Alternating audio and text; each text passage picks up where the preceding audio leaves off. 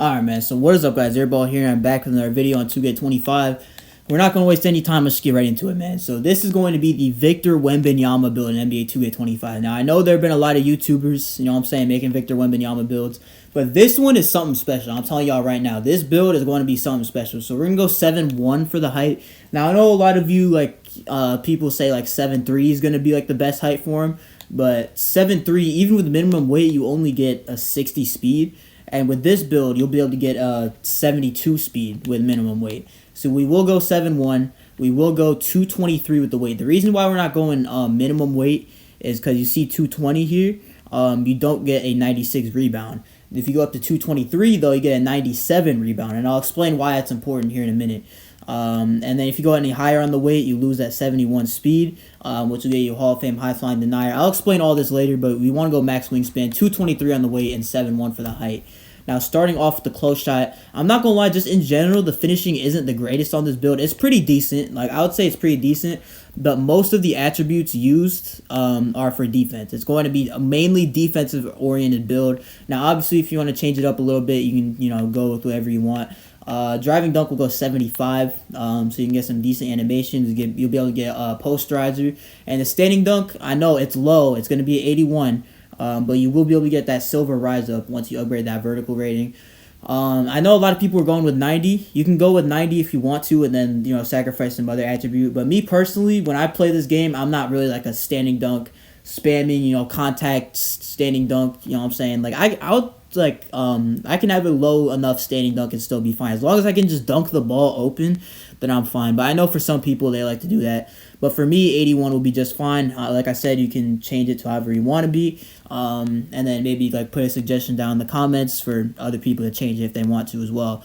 Now for the mid-range, we will go with an 80. All right, 80 mid-range. You do notice that we do get that gold post-fade phenom. Now this is going to be good. 80 mid-range, 79 post-control is the requirement for post-fade phenom. And this is just if you're scoring in the post, you know what I'm saying, doing post fades, stuff like that, you can get them off if you want to. And then the three-pointer will be a 74, all right? 74 three-ball. You will be able to get that silver set shot specialist, too, with that 78-plus mid-range. You get an 80. And you'll be able to get Deadeye as well. And those are the only shooting badges you can really get, because you can't get higher than 80 mid-range. You would need 85 to get Deadeye. And then, obviously, you can't get these three badges down here, because, you need to be shorter. You can't get high enough three-ball. So, yeah, but the shooting on this game, I've heard it's, about the same as last year. It's kind of easy. But, I mean, who knows how the shooting will be. But with a 74 3-ball and an 80 mid-range with that silver set shot specialist with boosts, stuff like that, you should be just fine. It's just as long as you get that silver set shot specialist, and maybe that Deadeye will help out too. And that'll definitely be impactful. Now, the pass accuracy will be a 75. All right, you get silver break starter. You get silver dimer. Now, like I said, if you want to, sacrifice some other attributes and upgrade that pass accuracy a little more, if you're playing rec a little bit more, you can get to 87. Get that break starter on gold if you wanted to. But for me personally, 75 will be just fine. I've been fine using 75 over the past few years, and it hasn't really been much of a difference between the higher pass accuracy ratings. But you do definitely need pass accuracy. Just get it to 75 and you'll be just fine. Now the ball handle, we're going to put to 61. Speed with ball 58. That's the highest you can get. And 61 ball handle is actually going to be pretty solid for this build. Now, actually, you need post control to get ball handle, or post control to get unpluckable. So you can get that unpluckable, but you are 7-1. So the dribbling, I think you can get some pretty decent big man packages, but dribbling isn't going to be the main priority of this build. It's going to be on the defensive side of the ball, which we're about to upgrade right now. Now the interior is going to be an 89. Now I know why you guys are probably saying the interior is super high. I'll get to that in a minute. All right, I'll get to that once we finish upgrading everything. Now, the perimeter is going to be a 62. We'll be able to get the removable enforcer badge. I think once we get the strength up to 72, we'll be able to get a movable enforcer. And off-ball pest, too. You do need a little bit of perimeter defense so you can guard the perimeter, stuff like that, obviously. Now, the steal will be a 60, so you get the interceptor on bronze. That's really just the threshold you need to get that interceptor, and that'll be just fine. Now, the block rating is going to be a 97. All right, 97 block rating. Hall of Fame paint patroller.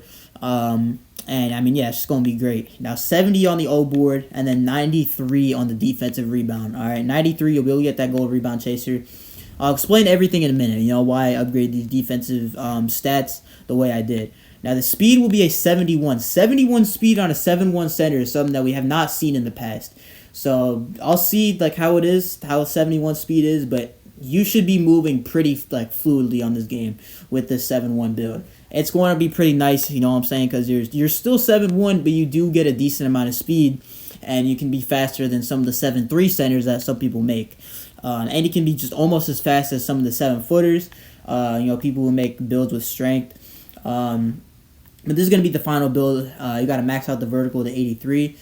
So this is going to be it, man. So you get Hall of Fame High Flying Denier. All right, Hall of Fame High Flying Denier, Hall of Fame Paint Patroller, and you get Gold Rebound Chaser.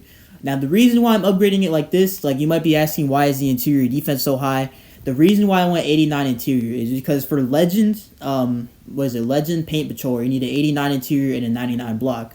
Now, I know you only have 97 right now, but if you do hit starter 3 and get the cap breakers, you can get 99 block and get Legend Paint Patroller without having to spend anything on interior defense. And then, you have 2 cap breakers there, and for the rebounding, you can use 3 of the cap breakers from starter 3 to hit 96 rebounds, so then you get Hall of Fame Rebound Chaser, which will be absolutely insane. So, just in general, if you have 5 cap breakers, use 2 of them on the block to get that to 99, so you get Legend Paint Patroller. And then you won't even need to use your max plus 1 on that either if you have the cap breakers. And then the 3 other cap breakers, you put them in Rebound Chaser to get it to 96, so then you can use your max plus 1 on that, and then get it to Legend Rebound Chaser. And then also, since High Flying Denier is a tier 2 badge, you can get that to Legend as well. Meaning, if you do get your 5 cap breakers and hit starter 3, you'll be able to get Legend Paint Patroller, Legend Rebound Chaser with the max plus 1, and Legend High Flying Denier with the max plus 1 for the tier 2, which will be absolutely insane on this game. And the defense, the rebounding will be insane. The wingspan is going to be large. It's going to be, you have max wingspan. The finishing is still going to be good. The shooting is going to be good. The pass accuracy is still decent. But this is really just a defensive-oriented build. You know what I'm saying? I mainly focused on putting the attributes on defense, just to replicate Wembanyama a little bit, because he's a decent finisher.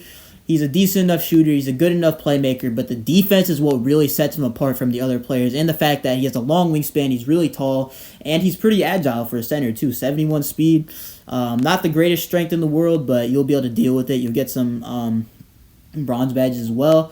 So that's going to be the build, man. Shades of Victor Wembanyama, obviously. Got to get the shades of for my boy Victor Wembanyama. But I don't even know what the build name is called on this. I'm not going to lie. Look at that player build, though. Very lanky.